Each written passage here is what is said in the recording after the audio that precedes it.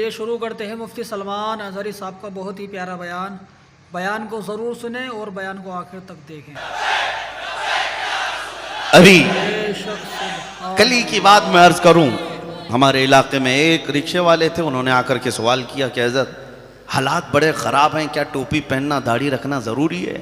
मसलहतों के एतबार से हम भी कॉमन आदमी बन कर के रहे।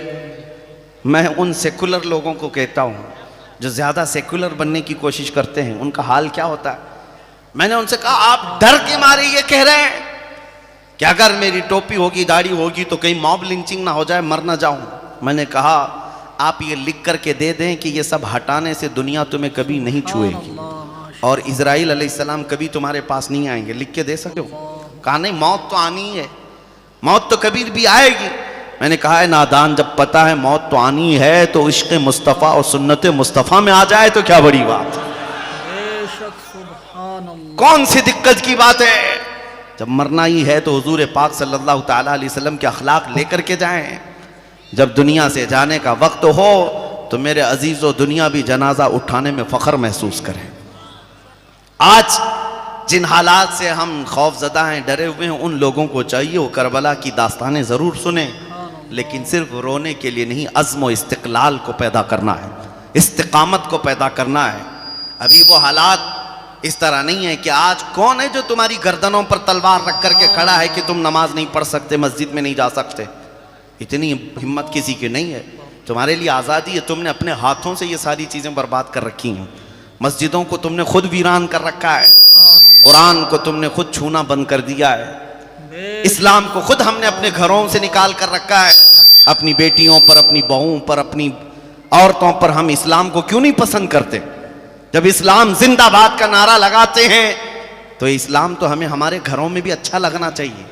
शादियों के महलों में तो इस्लाम गायब हो जाता है, इस्लाम तो सिर्फ मस्जिदों में दिखता है।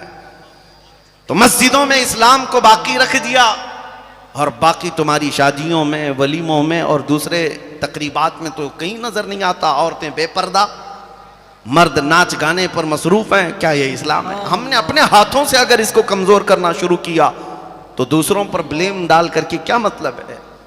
हालात जो खराब होते हैं, इसीलिए कहा है कि खुद किसी कौम की शौकत पर उस वक्त तक जवाल नहीं आता जब तक उसकी खुद की कुव्वत फिक्र फना नहीं हो जाती।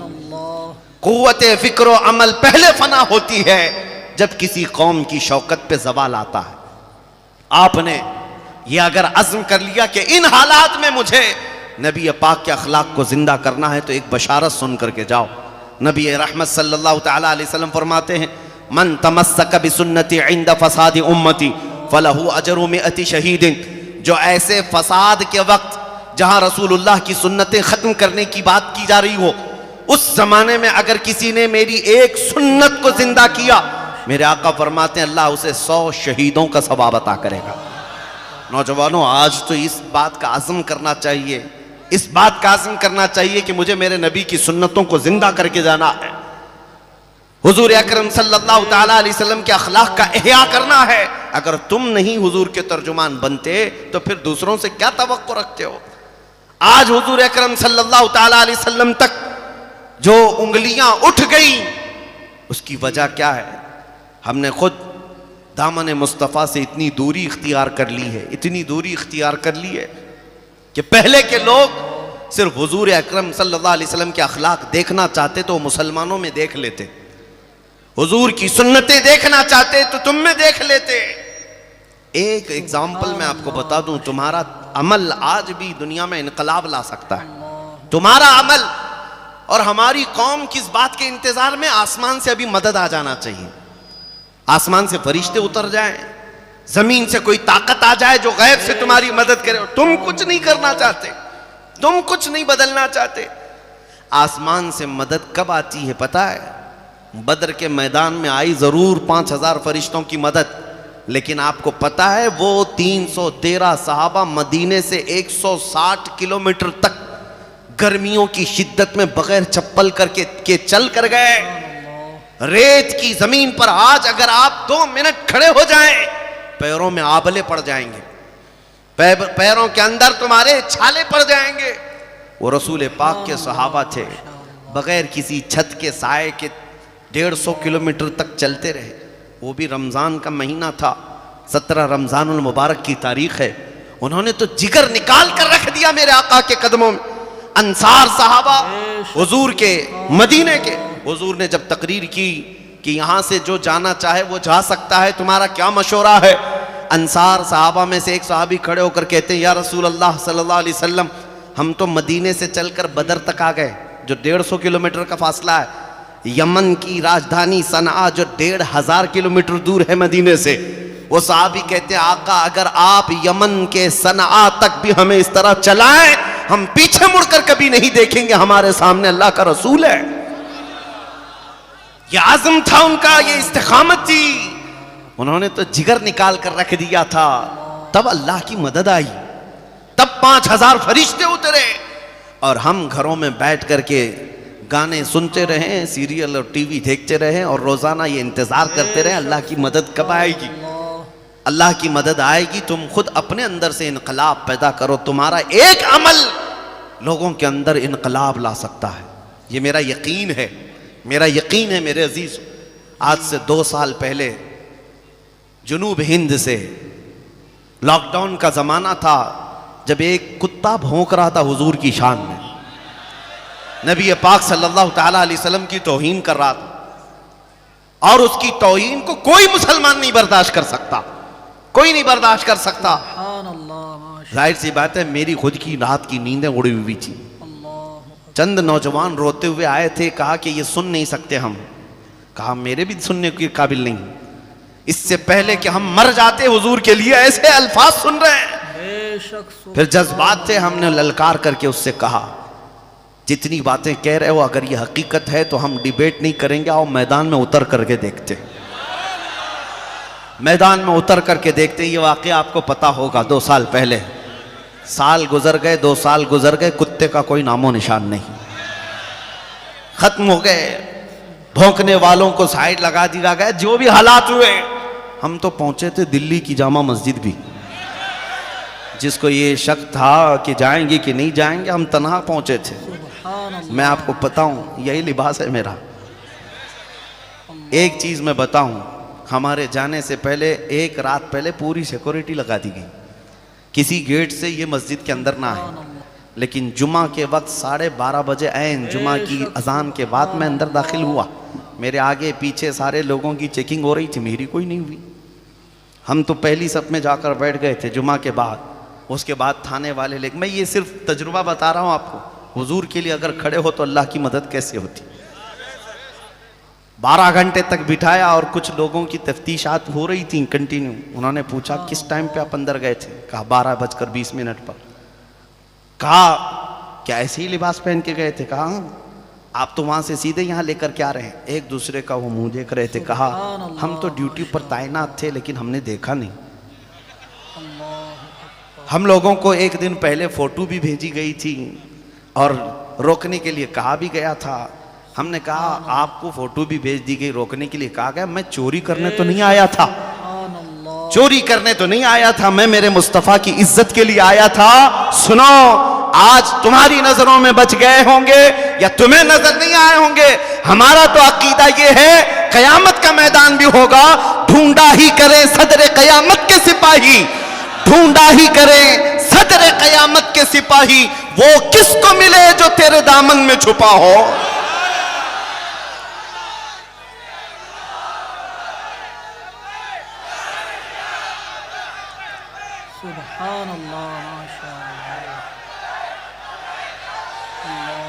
आवाज लगाना तुम्हारा काम है, कोशिश करना तुम्हारा काम है, पाए तकमील तक पहुंचाना मेरे रब की शान है। 50 लोगों में पुकारी हुई वो हमारी आवाज थी, जिसको दुनिया के चप्पे चप्पे तक मौला ने पहुंचाया। लोग अगरचे ये समझते हैं कि सोशल मीडिया का दौर है इसलिए पहुंच गई होगी, सोशल मीडिया में हजारों लोग भरे हुए हैं, यही आवाज क्यों पहुंचाई गई? और भी हैं, यह आवाज क्यों पहुंचाई गई? मैं अपनी तारीफ के लिए नहीं कह रहा, दिल से जो बात निकलती है असर रखती है, पर नहीं ताकत परवाज मगर रखती है, उड़ करके जाएगी आवाज। कभी ये मत देखना बड़ी कॉन्फ्रेंस में बोलूंगा, बड़े मजमे में बोलूंगा।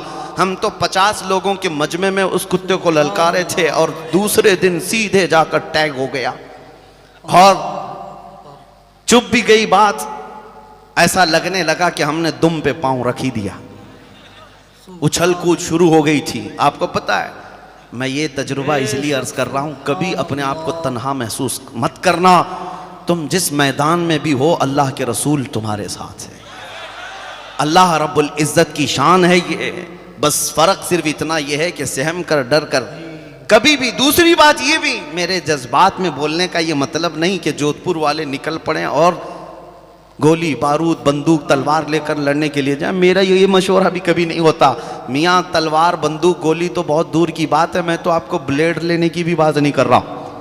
रेजर और ब्लेड भी मत रखो, क्योंकि हमारे पास अगर प्लास्टिक की चाकू भी होगी तो आतंकवादी वैसे ही बना दिए जाएंगे, प्लास्टिक की भी होगी तो बन जाओगे। मैं उस चीज का मशवरा नहीं दे रहा हूं, मैं आपको मशवरा सिर्फ इतना दे रहा हूं, ये सारी ताकतें एक जगह पर। मैंने देखा है 4 साल पहले की बात, एक पैरों से माजूर खादिम हुसैन को व्हील चेयर पर लाकर बिठाया जाता, वो एक बार लब्बैक का नारा लगाता था तो यूरोप की धरती भी हिलती नजर आती थी। ना हाथ में कोई तलवार, ना कोई चाकू, ना कोई हथियार। क्यों? एक माजूर आलिम दीन की आवाज पूरी दुनिया में गूंजती है। इसका मतलब यह है, ताकत तख्तो ताज को नहीं कहते, ताकत फौज और ताकत को नहीं कहते, ताकत दर हकीकत इश्क़ मुस्तफ़ा को कहते हैं। वो तुम अपने सीनों में ले आओ, फिर तुम्हें किसी हथियार की नहीं, तुम्हारा चलना फिरना भी बहुत सारे कीड़ों की नींद हराम कर देगा। सिर्फ चलना फिरना तुम्हारे लिए बस काफी है। मैं ये नहीं कहता कि तुम कोई सख्त तशद्दुद के मामलात करो, नहीं, हालात के एतबार से हम अमन के ख्वाह हैं। हमेशा मेरे आका सल्लल्लाहु तआला अलैहि वसल्लम ने अमन की दावत दी है। ये बात भी फरमाया मेरे आका ने, ला ततमन्नौ लिक़ा अदुव्विकुम, कभी भी दुश्मन से जंग की तमन्ना मत रखना, लड़ने भिड़ने की तमन्ना मत रखना, कत्ल और गारत की बातें मत करना। लेकिन हुजूर ने फरमाया, अगर तुम्हारे सरों पर फिर कोई सवार हो जाए तो फिर इस्तिकामत के साथ डटे रहना, अल्लाह की मदद तुम्हारे साथ होगी। और एक बात याद रखो, आज यहां पर हुजूर सईदी आकाई व मौलाई मुजद्दिद अल-फैसानी रहमतुल्लाह तआला अलैह का जिक्र भी होगा। आपके नाम से जलसा मंसूब किया गया, और ऐसे आलिम रब्बानी को आज के दिन में जिक्र करना जरूरी है जो इमाम हुसैन का वारिस है, सैयदी इमाम अली मकाम का वारिस है, अपने किरदार से, अपने अमल से। एक दौर हिंदुस्तान में ऐसा आया जब डिक्टेटर अकबर का था, वो तानाशाह जो 50 साल तक हुकूमत करता रहा, उसके सामने कोई इलेक्शन नहीं, कोई इलेक्शन नहीं, जो बैठ गया बैठ गया।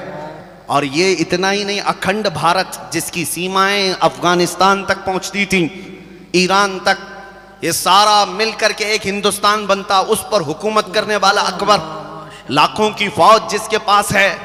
दिमाग किसी ने खराब कर दिया, वजीरों की सुन करके उसने एक नया दीन लॉन्च किया। कहा कि मोहम्मद अरबी सल्लल्लाहु अलैहि वसल्लम का लाया हुआ दीन इस्लाम पुराना हो गया, 1000 साल हो गए, अब एक नए दीन की जरूरत है। उसने एक नया दीन लॉन्च किया जिसका नाम दीन इलाही रखा। और उसमें क्या था? मिक्सचर दीन था एक। उसमें अजानों की जगह सीप बजाई जाएगी, नाकूस बजाए जाएंगे, मिंबरों पर मस्जिदों की मूर्तियां भी रखी जाएंगी, नमाज भी पढ़ी जाएगी, खलत मलत कर दो सब सेम, ये भी आए वो भी आए। उस जमाने में बादशाह है, तानाशाह, जिसके यहां कोई भी प्रोटेस्ट का सिस्टम ही नहीं, जमहूरी हुकूमत नहीं है, डेमोक्रेसी नहीं है।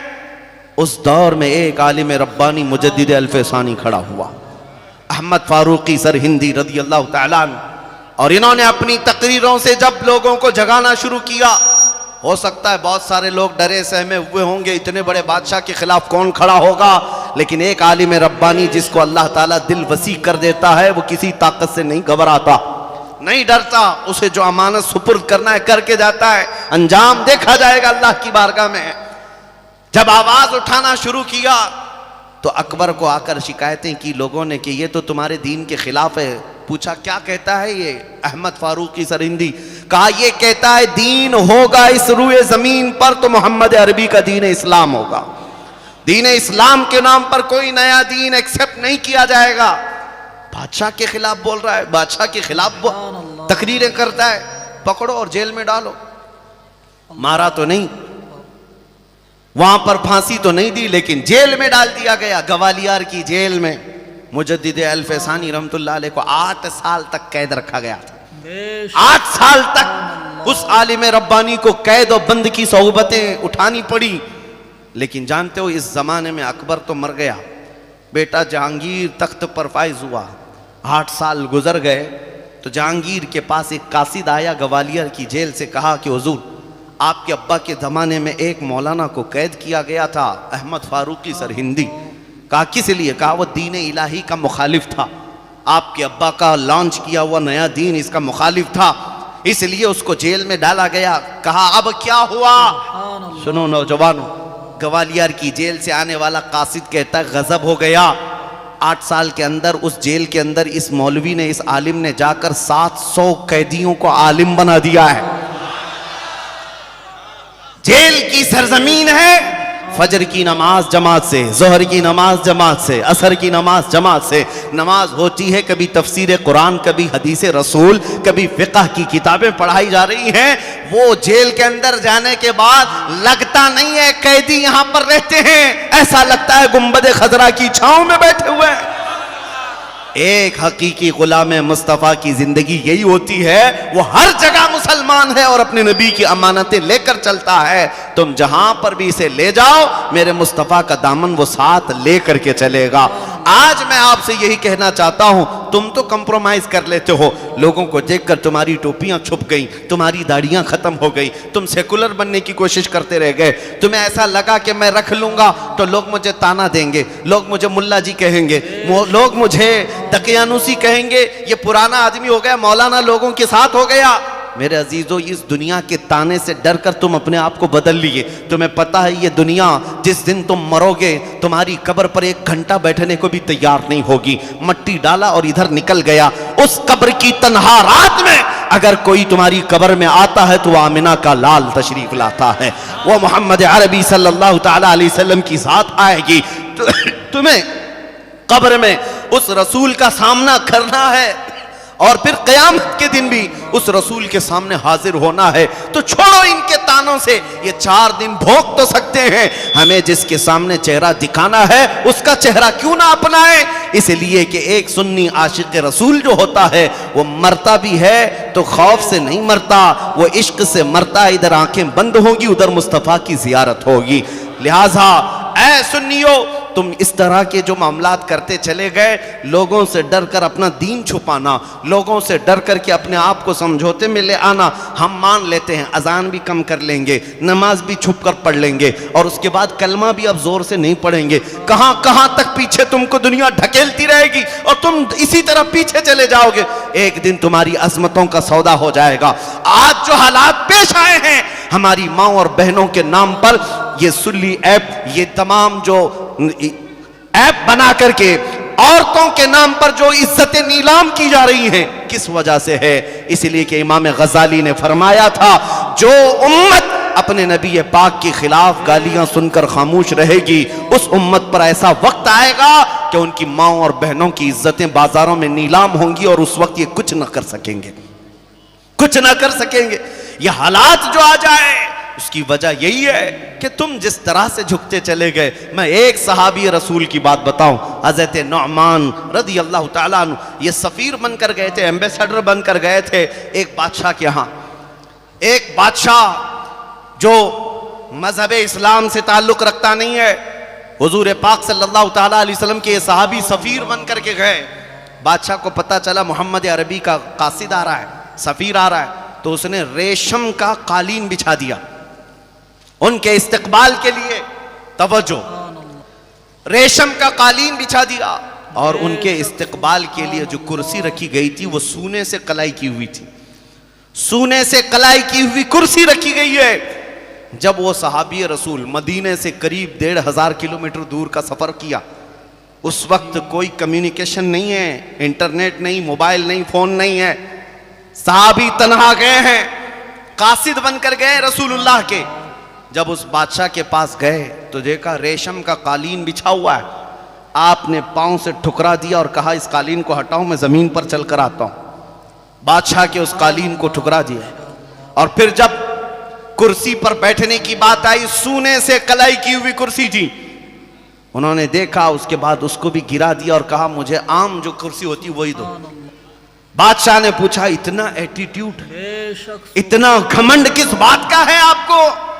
आपने मेरा बिछाया हुआ कारपेट हटा दिया, कालीन हटा दिया, हमारी लगाई हुई कुर्सी को हटा दिया। उस सहाबी रसूल ने जवाब दिया, बादशाह बात दर हकीकत यह है, मैं मुसलमान गुलाम मुस्तफ़ा हूं। मेरे नबी पाक की शरीयत में मर्द के लिए रेशम भी हराम है, सोना भी हराम है। रेशम का तूने कालीन बिछाया, अगर उसके बजाय कोई दूसरी होती तो मैं नहीं मना करता। कुर्सी पर अगर सोना ना होता तो मैं मना नहीं करता। तुमने जो हराम चीज वहां रखी थी, हमने उसको टुकरा दिया। मैं पूछता हूं नौजवानों, वो तो मदीने से बहुत दूर थे, उनका रिस्पेक्ट हो रहा था, उनकी इज्जत हो रही थी। बादशाह के दरबार में सारा ले लेते, कौन देख रहा है? नहीं, उस सहाबी का ईमान ये था, मैं उस रसूल का गुलाम हूं जो मदीने में बैठ करके भी मेरे हालात को मुशाहिदा कर रहा है। उन्होंने खयानत नहीं की। जिस दूर दराज इलाके में भी गए, वहां मेरे मुस्तफा की अमानतों को लेकर के गए। आज हमारा क्या हाल है? यहां किसी को थोड़ा बहुत मकाम मिल जाए और ऊंचा पद मिल जाए तो ये तो पूजा पाठ भी शुरू कर लेता है। सब कुछ खत्म हो गया। तुम्हें यह एहसास नहीं होता कि अल्लाह के रसूल तुम्हें देख रहे? अजीजा ने गिरामी वकार, दीन इस्लाम को हर जगह सीने से लगा कर रखो तो ही इज्जत है। और इधर उधर लोगों के खुशामदी में रहोगे तो इसी तरह मुनाफिकों की तरह जिंदगी होगी। इज्जत पाना है तो सिर्फ मुस्तफ़ा करीम की सच्ची निस्बत से पा सकते हो। मुफ्ती सलमान अज़हरी साहब का बयान अच्छा लगा हो तो बयान को लाइक करें, शेयर करें, चैनल को सब्सक्राइब करें और अपने दोस्तों अहबाब तक ये वीडियो पहुंचाएं ताकि इसके ज़रिए वो भी कुछ फ़ायदा उठाएं। बहुत ही प्यारा बयान था। ऐसे ही बयानात सुनने के लिए हमारे चैनल को फॉलो ज़रूर करें ताकि आने वाली वीडियो सबसे पहले आपके पास पहुंचे। चलिए नात पाक के चंद अशार समात करते हैं। दुरूद पाक पढ़ लीजिए। अल्लाहुम्मा सल्ली अला सय्यिदिना व शफ़ीना व हबीबिना व करीमिना व मलजाना व मवाना मुहम्मद सल्लल्लाहु अलैहि वालिहि वसल्लम। ज़माना खुदा की ही रज़ा चाहता है, ज़माना खुदा की रज़ा चाहता है, ज़माना खुदा की रज़ा चाहता है और खुदा मर्ज़िए मुस्तफ़ा चाहता है। अल्लाह रब्बुल इज़्ज़त कुरान मजीद में इरशाद फरमाता है, वलसौफ युअतीका रब्बुका फतरदा। ए महबूब, आपका रब इतना अता करेगा कि आप राज़ी हो जाओगे।